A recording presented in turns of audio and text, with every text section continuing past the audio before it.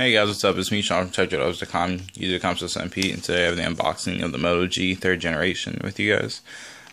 Here today, just picked this up from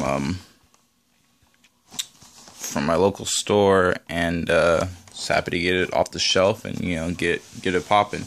You guys can order this on Motorola.com off of Moto Maker, which offers free customization for the colors of the trim and the back plate design, and also a wider black front for free.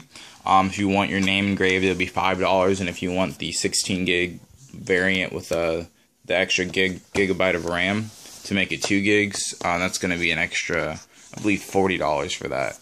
So your total's going to be $229 for the device instead of $179 for the 8 gig. But this is the 8 gig right here. It's a decent upgrade over the previous generation. It doesn't have the stereo speaker, sadly, but it does have the loudspeaker on the front, so that's a good thing.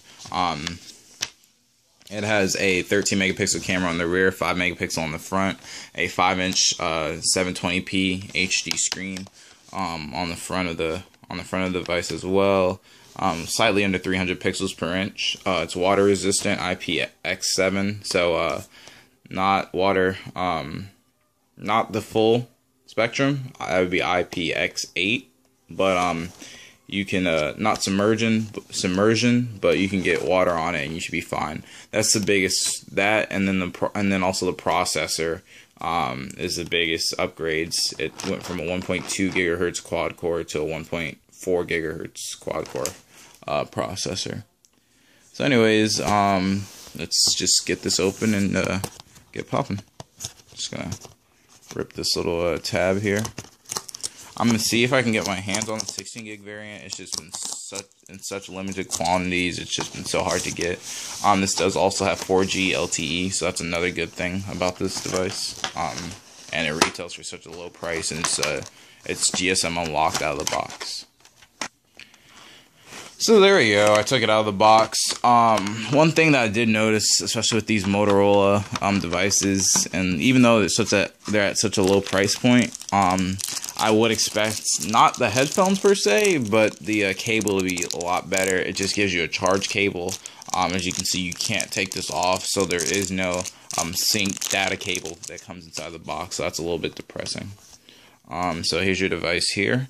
It has two-tone flash on the back as well, so that's another really good feature about it. And it's sort of this nice textured back. I don't know if it's really picking it up in the light, but there's a nice little texture on the back cover here, and then you have your little Motorola dimple on this. It seems to be like a kind of like a aluminum finish, but it's more than likely plastic.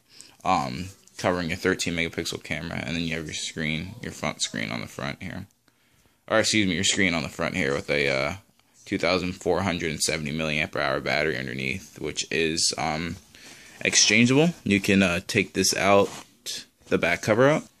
If I'm not mistaken, the battery is non-huge removable, but replaceable, but it is in the back there, and you can open that up to get to your SD card, and this takes up to 64 gigabyte cards if I'm not mistaken. Unlike the Moto E that I unboxed a little bit earlier, it doesn't come with a case like the Moto E did, which, especially that this is, well, actually I bought that for only $10, but, retail, it's, I think it's like $79, so about twice the price for this, and the fact that it doesn't have a case kind of is a little disappointing, but I guess that there's a lot more quality built into the device. At the top, you have your second microphone for noise cancellation, your 3.5mm headphone jack. On the left side, you have absolutely nothing. On the bottom, you have your micro USB port and your little slit to put your fingernail to take the back off. And then you have your volume up and down rocker and your power button. On the front, like I said, that 5 megapixel camera is sitting pretty up there, and your 5-inch IPS LCD, I believe 294 pixels per inch, I want to say.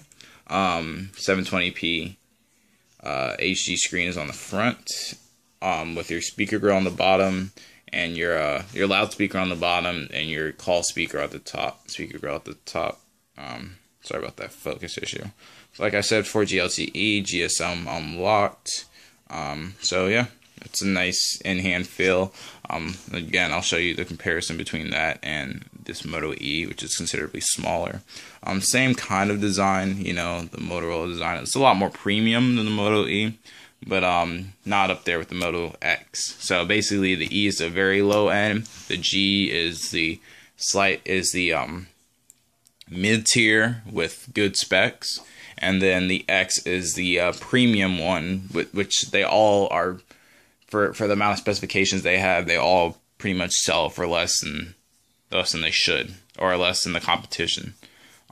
So basically, this is the low end, medium end, and then the high end would be the Moto X, and they're all pretty good prices. So let's just turn this on and, you know, get it popping. So hold down there, you can see the little Motorola logo. I'm just gonna leave this on because I'm actually gonna put a screen protector on the screen, so I just don't want to get any fingerprints through the setup. There you go. You can see Motorola through there. It's a pretty nice screen. I already have my case, my micro SD card, and my my case, micro SD card, and my screen protector. Sorry, that I was saying. So I'm good to go. So I'm just gonna select English. This is a very similar setup screen to the one on the Moto G. Excuse me, the Moto E. When I unlock that, I'm just going to connect to my Wi-Fi real quick because I don't have a SIM card in it right now. My first impressions on it, the screen's a lot better than the Moto E's is in terms of clarity, but also in terms of just responsiveness to the touch. It doesn't really show that well here, but just trust me, it's a lot better. And I don't think it has the 5 gigahertz Wi-Fi spectrum on there because I didn't see my my Linksys actually has 2 networks. One that's 2.4 gigahertz and one that's 5 gigahertz, and I didn't see that option there. So I'm assuming that that this doesn't have the radios in it. So like I said, I'm connecting to my Wi-Fi. It's obtaining the IP address right now. Take a little while, but hopefully it should be up and running after not too long. Okay, well that was weird. I was having some issues connecting to my my Linksys, which is my new network, which is 1200 plus with the AC. So I ended up connecting to my old network, and that ended up working. So I'm just connected to my old router here. Software update. It's just checking for updates, and I get your little Google screen here, and it's gonna ask me to add my account. I'm going to do that real quick and set that up, put the screen protector on, and I'm going to be hopefully good to go. Anyways, guys, this is me, Sean from TechDollars.com, YouTube.com/SMP, and this is my unboxing today of the Moto G 3rd generation from Motorola, which is now owned by Lenovo as opposed to Google. With the previous generations of Moto G, they're keeping the same design. They keep the same promise of you know, speedy updates. It even is put on the back. Where it says pure Android and unique Motorola experience that simplifies and assists. So they heard that from a lot of consumers that pure Android is what they're looking for in the phone experience, and they're trying to continue with that. So that's definitely a good thing. So anyways, guys, I'm gonna get this set up, and I'll talk to you guys in a later video.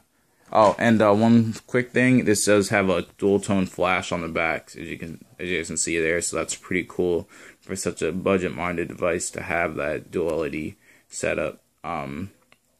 Two-tone flash for better skin colors, like you'd see in the iPhones, the 5S and newer, and the you know, just a lot of the newer devices, handsets out there. So anyways, guys, this is me, Sean from TechDollars.com. YouTube.com/SMP. Please like, favorite, subscribe, and I'll talk to you guys in a later video. Goodbye.